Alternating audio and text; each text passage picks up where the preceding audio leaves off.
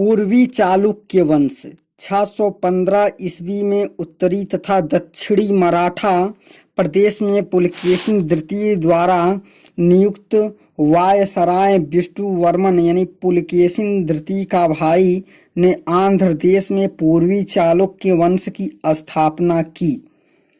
उसकी राजधानी वेंगी थी तथा उसने 615 ईस्वी से 633 ईस्वी तक 18 वर्ष राज्य किया। उसके पुत्र व उत्तराधिकारी जयसिंह प्रथम यानी 633 से 663 ईस्वी के समय पल्लवों ने पुलकेशिन द्वितीय को पराजित किया। उसके पश्चात विष्णुवर्धन द्वितीय 663 से 672 ईस्वी, मंगी युवराज 672 से 696 ईस्वी, जयसिंह द्वितीय 696 से 709 ईस्वी के उत्तराधिकारी उसके सबसे छोटे भाई कोकिली या कोकिल विक्रमादित्य को उसके बड़े भाई विष्णुवर्धन तृतीय ने अपदस्थ करके 709 ईस्वी में से 746 ईस्वी तक शासन किया। उसके समय निषाद राजा पृथ्वी व्याघ्र ने चालुक्यों के कुछ प्रदेशों पर अधिकार कर लिया था, किंतु विष्णुवर्धन द्वितीय के सेनानी उदयचंद्र ने निषाद राज को पराजित करके चालुक्य प्रदेश पुनः प्राप्त किया।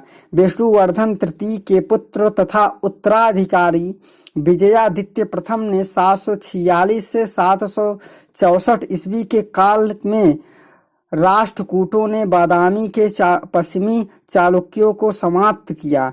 इस वंश के अगले मुख्य शासक विजयादित्य द्वितीय यानी 799 से 843 ईस्वी ने गंगों तथा राष्ट्रकूटों का बहादुरी से मुकाबला किया तथा देवता शंभु के लिए कई मंदिर बनवाए। उसके पुत्र व उत्तराधिकारी विजयादित्य तृतीय यानी 844 ईस्वी से 888 ईस्वी ने राष्ट्रकूट शासक कृष्ण द्वितीय तथा गंगों को भी पराजित किया।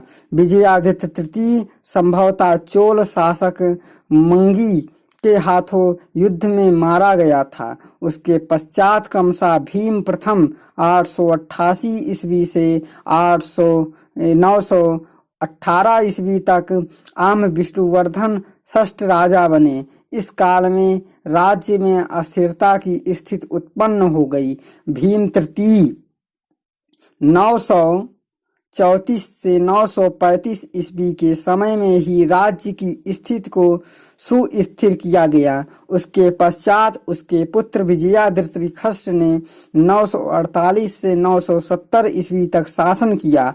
973 ईस्वी से 1003 ईस्वी तक पूर्वी चालुक्यों के राज्य का प्रशासन संभवतः चोलों ने चलाया। पूर्वी चालुक्य राजा शक्तिवर्मा ने 1003 से 1015 तक शासन किया। अगला मुख्य शासक विष्णुवर्धन अष्टम यानी 1022 से 1063 था। उसका पुत्र व उत्तराधिकारी कुलोत्तुंग चोलदेव 3 पुश्तों से अंतर्विवाहों के कारण रक्त की दृष्टि से चालुक्य की अपेक्षा चोल अधिक था, अतः उसने चालुक्य की अपेक्षा चोल सिंहासन को महत्व दिया और चालुक्य शासन को अपने चाचा विजयादित्य की समता देखरेख में छोड़ दिया, जो वेंगी का गवर्नर था। पल्लव वंश 325 ईस्वी के लगभग पल्लव वंश पूर्वी घाट पर पश्चिमी और गोदावरी के मुहाने के बीच के प्रदेश में उदित हुआ। लगभग 350 ईस्वी में पल्लवों ने अपने आप को पूर्वी घाट पर स्थापित कर दिया और कांची या कांचीवरम नामक प्रसिद्ध नगर पर अधिकार कर लिया। प्राकृतिक राजपत्रों में विश्वानंद वर्मा सहित अनेक शासकों के नाम दिए गए हैं। इस वंश के एक अन्य शासक विष्णुगोप को 350 से 375 ईस्वी का समय दिया जाता है।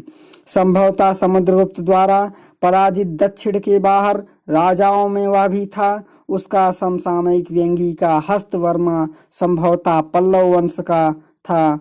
कांची का पल्लव वंशी सिंह वर्मा 436 ईस्वी में राजा बना। वह बौद्ध धर्म का अनुयायी था। सिंह विष्णु अवनी सिंह पृथ्वी का शेर लगभग 575 ईस्वी में सिंहासन रूढ़ हुआ। उसने अनेक राजनीतिक और सांस्कृतिक सफलताएं प्राप्त की। उसने चोल मंडलम, कल्लभ्रो, लंका तथा 3 तमिल शासकों के विरुद्ध सैनिक सफलता प्राप्त की। किरातार्जुनीयम का लेखक भारवी उसके संरक्षक में था। महेंद्र वर्मन प्रथम 600 ईस्वी से 630 ईस्वी। विष्णुगुप्त के पुत्र व उत्तराधिकारी महेंद्र वर्मन ने अनेक उपाधियां, चित्रकारी यानी मंदिर बनाने वाला, चित्रकार पुल्ली यानी चित्रकारों का चीता, मत्स्य विलास यानी आनंद में डूबा हुआ और विचित्र चित्त यानी विलक्षण बुद्धि वाला आदि धारण किया। पहले वह जैन था लेकिन बाद में विष्णु यानी शिव का अनुयायी बन गया। उसने चित्रनापल्ली, चिंगलपुर और उत्तरी तथा दक्षिणी अर्काट जिलों में चट्टानों में काटे हुए मंदिर बनवाए। उसने मत्स्य विलास प्रहसन नामक परिहास नाटक की रचना की। इस नाटक में शैव तथा बौद्ध सन्यासियों के अवगुणों और मूर्खताओं का उदाहरण दिया गया। महेंद्र वर्मन पुलकेशिन द्वितीय से पराजित हुआ और उसे वेंगी का प्रदेश यानी पुलकेशिन द्वितीय को देना पड़ा।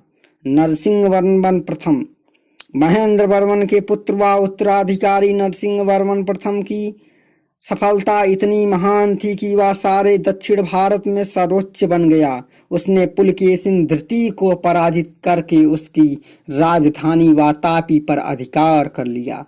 उसने महामल्ल और वातापी कोंड यानी वातापी के जीतने वाला की उपाधि धारण की। उसने लंका के विरुद्ध सैनिक अभियान में भी सफलता प्राप्त की। चीनी यात्री भेनसांग ने उसी के राज्यकाल में ही पल्लव राज्य की यात्रा की। उसने कांची के निकट एक बंदरगाह वाला नगर महामल्लपुरम यानी महाबलीपुरम बसवाया। यानी नरसिंह वर्मन प्रथम ने ही महाबलीपुरम की नगर बसाया। महेंद्र वर्मन द्वितीय यानी 668 से 670 ईस्वी। नरसिंह वर्मन प्रथम के पुत्र व उत्तराधिकारी महेंद्र वर्मन द्वितीय ने केवल 2 वर्ष राज्य किया। महेंद्र वर्मन द्वितीय के पुत्र व उत्तराधिकारी परमेश्वर वर्मन प्रथम यानी 670 ईस्वी से 695 ईस्वी शिव का अनुयायी था। उसने कांची के निकट एक शिव मंदिर और महाबलीपुरम में अनेक स्मारक बनवाए। नरसिंह वर्मन द्वितीय यानी 659 से 722 ईस्वी। परमेश्वर वर्मन प्रथम के पुत्र उत्तराधिकारी नरसिंह वर्मन द्वितीय ने राजसिंह यानी राजाओं का शेर, आगम प्रिय, धार्मिक पुस्तकों का प्रिय और शंकर भक्त आदि उपाधियां धारण की। उसने कांची के कैलाशनाथ तथा महाबलीपुरम में शोर मंदिर बनवाया। चीनी बौद्ध यात्रियों के लिए नागभट्टम में एक विहार बनवाया तथा एक दूत मंडल चीन भेजा। महान संस्कृत कवि दांडिन संभवतः उसका राजकवि था। नंदीवर्मन द्वितीय 730 से 800 ईस्वी। इसके शासनकाल में पल्लवों का चालुक्यों, पांड्यों तथा राष्ट्रकूटों से संघर्ष हुआ। नंदीवर्मन द्वितीय को पूर्वी चालुक्य राज्य के कुछ भाग विजित करने का श्रेय दिया जाता है। राष्ट्रकूट राजा नंदी दुर्ग ने कांची पर अधिकार कर लिया, किंतु अंत में अपनी पुत्री का विवाह उसने नंदीवर्मन द्वितीय से कर दिया। नंदीवर्मन द्वितीय विष्णु का अनुयायी था। उसने कांची में मुक्तेश्वर मंदिर बनवाया। संभवतः उसने अश्वमेघ यज्ञ भी किया।